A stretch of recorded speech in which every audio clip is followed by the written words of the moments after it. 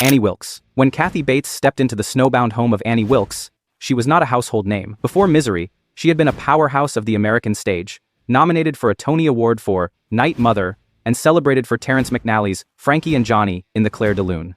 Yet Hollywood viewed her as virtually unknown. Director Rob Reiner and screenwriter William Goldman fought an uphill battle against studio executives who wanted a bankable star like Bette Midler, Sigourney Weaver, or Angelica Houston. Reiner refused, insisting that authenticity mattered more than fame. That defiance would give Bates the role that redefined her career, and redefine what a Hollywood leading lady could look like. Annie Wilkes is not a supernatural villain, she is a disturbingly human one. Stephen King based her on a composite of his most obsessive fans, but Bates and Reiner deepened her pathology by inventing a private backstory. Annie had been a victim of incest, a trauma that left her oscillating between maternal tenderness and volcanic cruelty. The result was a character whose madness felt chillingly real, capable of cradling her favorite writer one moment and smashing his ankles the next. Her violence was never cartoonish, it was grounded in psychological plausibility. In the infamous hobbling scene, where she swings a sledgehammer to keep her captive from escaping, her gentle smile is far more terrifying than the act itself. It's for the best. Hey, please! Almost done. The production mirrored that sense of entrapment. The set was built like a cage, its angles designed to feel subtly oppressive as the story closed in. Bates's theater-trained discipline clashed with James Caan's improvisational style, creating genuine friction that Reiner encouraged her to channel into Annie's simmering resentment toward her prisoner, Paul Sheldon. Off-camera irritation became on-screen tension, blurring the line between acting and lived hostility. When awards season arrived, Kathy Bates made history as the first woman ever to win an Oscar for a horror or psychological thriller. Misery remains the only Stephen King adaptation to claim an Academy Award, a testament to her performance's singular power. The role catapulted Bates from respected stage actress to global icon and transformed Annie Wilkes into the definitive symbol of toxic fandom. The phrase, I'm your #1 fan. entered pop culture as both a punchline and a threat. Marge Gunderson. Before Fargo, Frances McDormand was already a critical favorite in the world of independent cinema. A steady, quietly commanding actress who had earned acclaim for Mississippi Burning, Raising Arizona, and Barton Fink. Her partnership with the Coen brothers, who were not only her longtime collaborators but also her husband's filmmaking duo, had produced several memorable roles. Yet nothing in her career up to that point hinted that she was about to create one of the most enduring heroines in modern film history. Marge Gunderson was written specifically for McDormand. The Coens conceived the character with her in mind. Unlike most crime thrillers where heroes emerge early and dominate the story, Marge does not appear until 33 minutes into the film. Where is everybody? Well, it's cold, Margie. That delay is deliberate.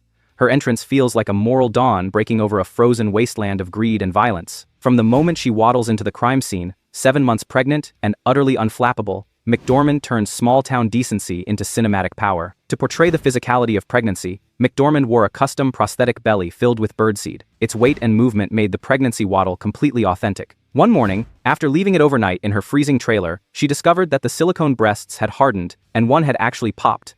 An accident that became one of the production's most shared behind-the-scenes stories. She also shadowed a real pregnant police officer in St. Paul to observe how the job balanced authority with maternal gentleness.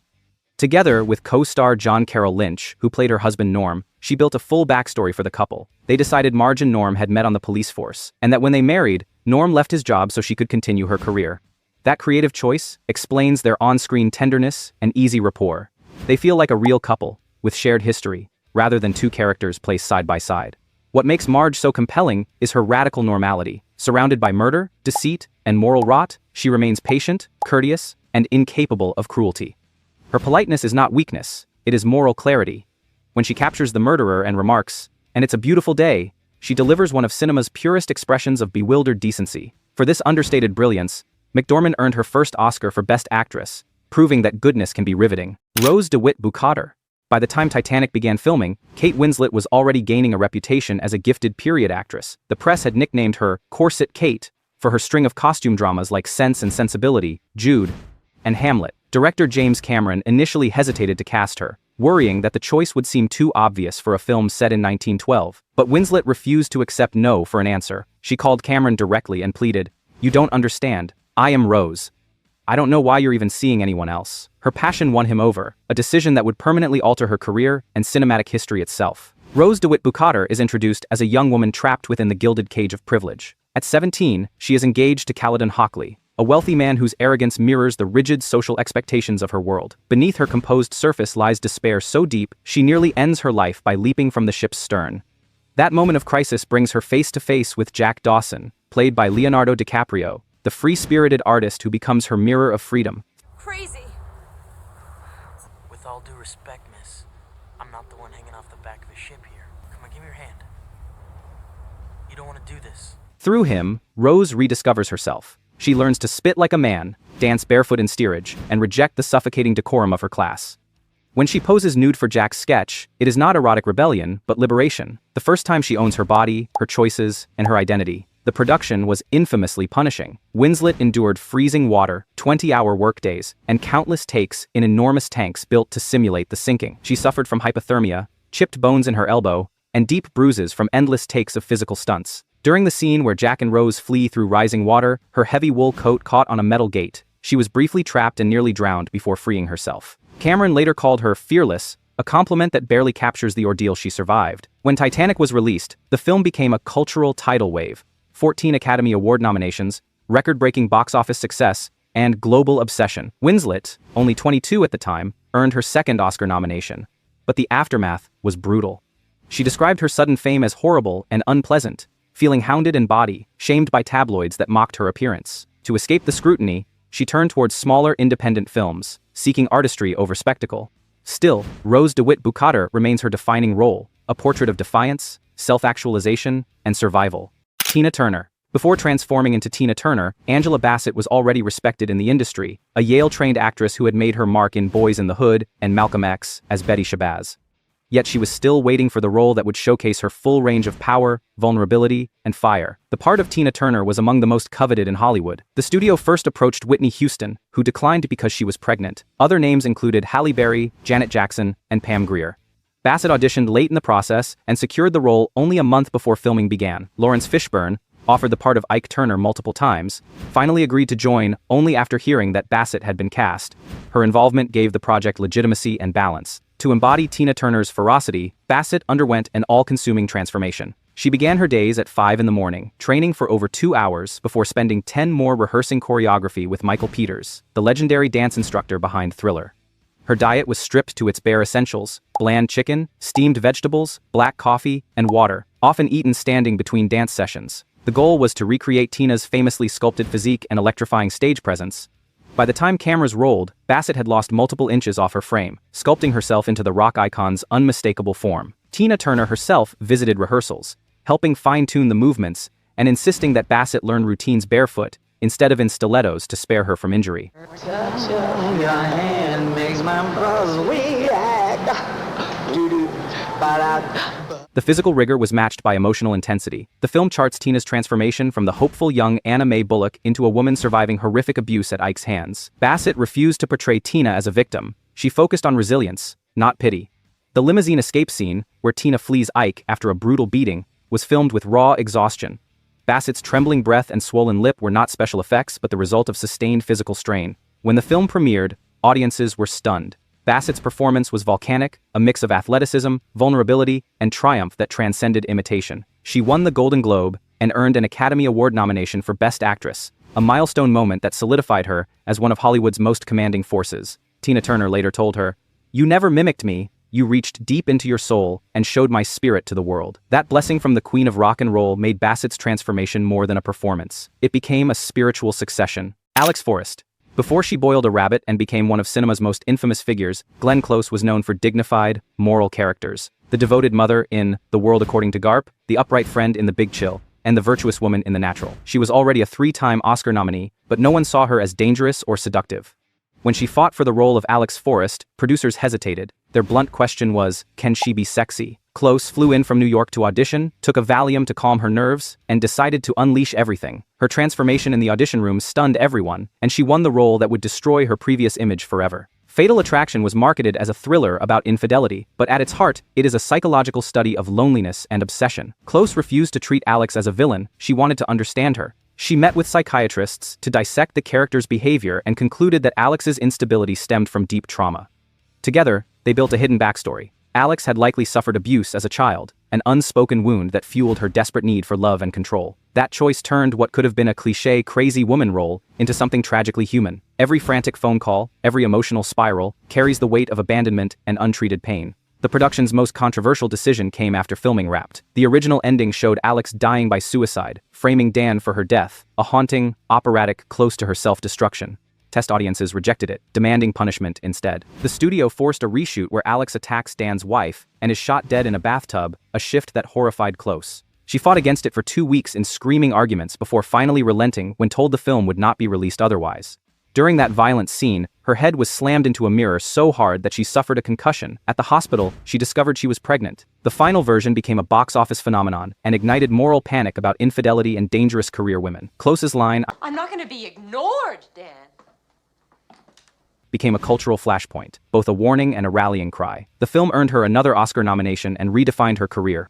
Though critics labeled Alex a monster, Close's performance insisted on her humanity. She was not evil, only unbearably broken. Bella Baxter. By the time Emma Stone took on Poor Things, she was already a Hollywood powerhouse, an Oscar winner for La La Land, an A-list star with comedic timing and emotional depth. Yet the role of Bella Baxter was unlike anything she, or anyone, had ever played.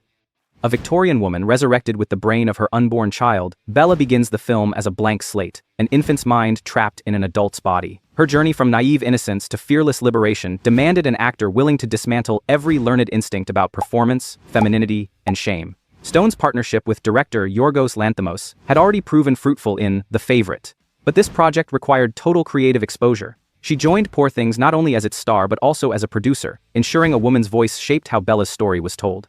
Lanthimos described the role as an experiment in freedom, a character who must learn the world through unfiltered experience. Stone's preparation centered on unlearning rather than building. She stripped away self-consciousness, judgment, and every social reflex that might prevent her from approaching life with childlike curiosity. She avoided studying real children, choosing instead to move instinctively, to see each discovery, whether eating, dancing, or sex, as new and wondrous. Filming demanded extraordinary vulnerability. Bella's evolution is marked by physical and sexual awakening. Moments that could easily have been sensationalized, Stone made them transcendent by refusing to view them with embarrassment. She told Lanthimos, "If Bella has no shame, then the camera shouldn't either." To preserve that freedom, she worked with an intimacy coordinator and maintained a closed set for sensitive scenes. Her performance captures something rare, a complete shedding of inhibition. The dance sequence with Mark Ruffalo, chaotic and unrestrained, took 2 days and countless takes. Yet what emerges on screen feels spontaneous, joyous, and deeply human.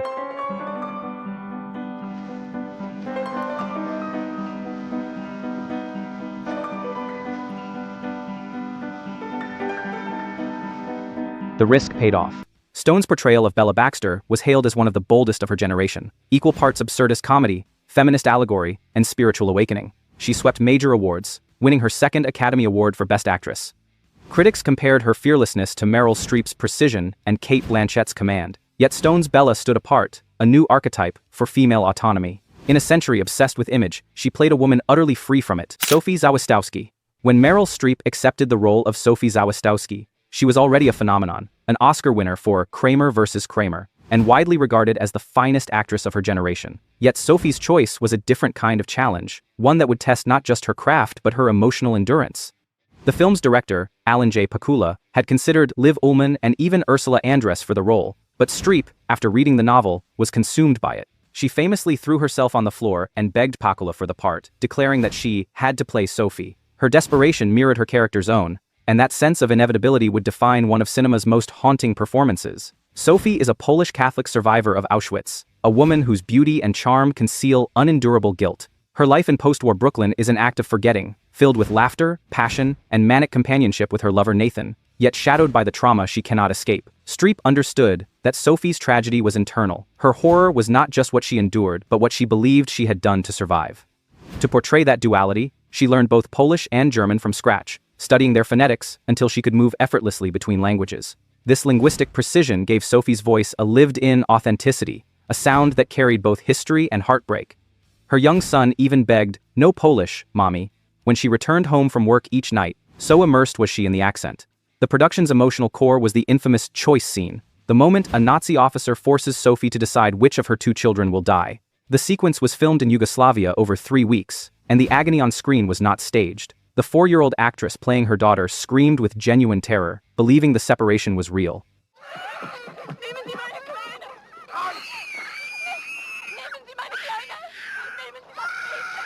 Streep comforted her between takes, but the child's cries cut so deeply that Streep later said she did not act the moment, she simply lived it. The result is perhaps the most devastating single scene ever captured on film, an unflinching portrayal of moral annihilation. When the film premiered, critics and audiences agreed that Streep had reached an unmatched level of artistry. Her transformation, linguistic, emotional, and physical, was total. She won the Academy Award for Best Actress, and the performance became shorthand for artistic perfection.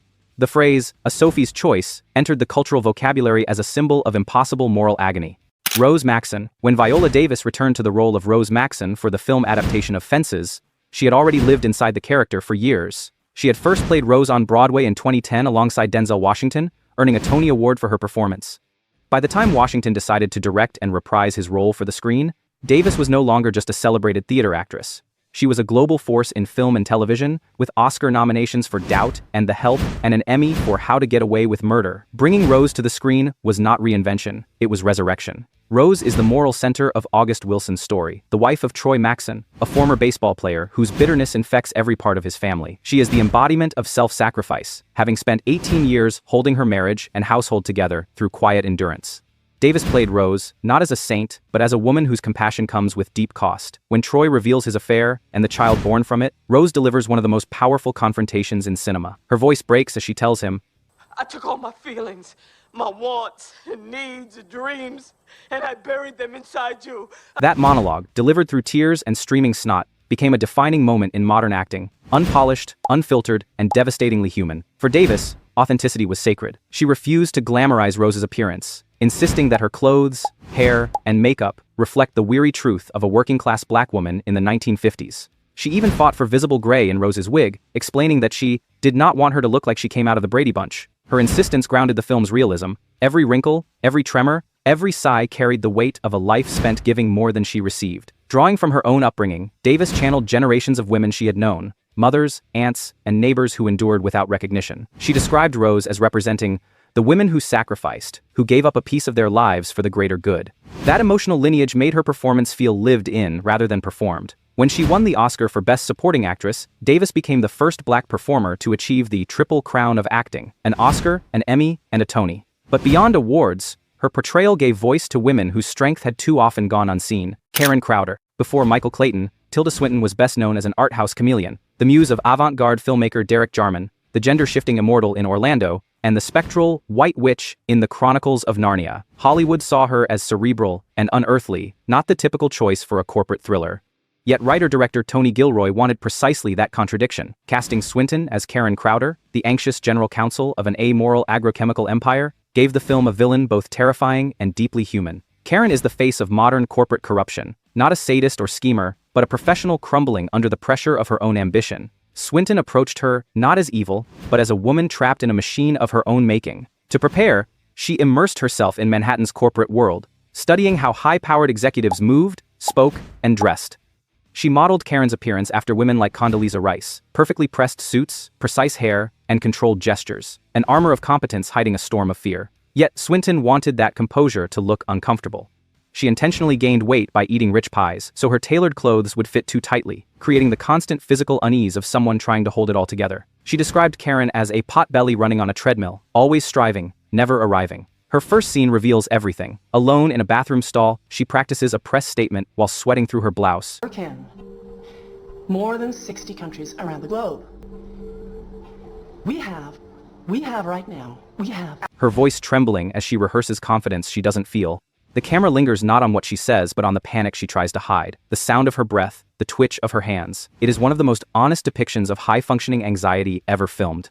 When Karen later authorizes the murder of a whistleblowing colleague, it's not out of malice but survival instinct. Her moral collapse feels inevitable rather than shocking. Swinton's precision turned what might have been a supporting antagonist into the film's chilling conscience. For her performance, she won the Academy Award for Best Supporting Actress, the film's only Oscar among 7 nominations. Critics praised how she conveyed a woman built to destroy, but too terrified to admit it. Teena. Before Boys Don't Cry, Hilary Swank's career seemed stalled. She had been fired from Beverly Hills 90210 after only 16 episodes, a humiliation that left her questioning whether she belonged in Hollywood at all. When she read the script for Boys Don't Cry, the true story of Brandon Teena, a transgender man murdered in rural Nebraska, she felt an immediate connection. Despite being offered just $3,000 for the role, Swank accepted without hesitation, determined to prove herself through sheer commitment. To portray Brandon authentically, she lived as a man for a full month before filming. She cut her hair short, bound her chest tightly, lowered her voice, and introduced herself everywhere as Brandon. Friends and strangers accepted her as male. Yet she later described the experience as deeply discouraging because of how differently people treated her. Less eye contact, less warmth, less visibility. That first-hand understanding of how society erases trans men became the foundation of her performance. On screen, Swank captures Brandon's innocence and courage with heartbreaking precision. He is not presented as a political statement, but as a person, kind, romantic, and hopeful, whose simple desire to live truthfully leads to tragedy. In many of the film's most tender scenes, Brandon and Lana, portrayed by Chloe Sevigny, share moments of genuine connection that feel pure and unguarded, revealing the quiet tenderness growing between them. Those moments of beauty make the violence that follows all the more devastating. The film's realism is so raw that audiences often forget they are watching an actress. Director Kimberly Peirce demanded complete emotional transparency, and Swank delivered it without vanity. She wore no makeup, lost significant weight to achieve a wiry adolescent frame, and performed the film's brutal assault scenes with unflinching honesty. What could have been exploitation became empathy. Swank's restraint allowed viewers to see Brandon's humanity rather than his victimhood. When Boys Don't Cry premiered, critics hailed it as revolutionary. Swank's transformation was so total that many viewers did not recognize her at first. The performance felt lived rather than performed. At the 72nd Academy Awards, she won Best Actress, dedicating the Oscar to Brandon and every person who has ever felt invisible. The victory was more than professional redemption, it was cultural recognition for a story the world had tried to ignore. Loved watching this video about these top-notch actresses with me? Then you're going to love the one on your screen. So click on it and dive in.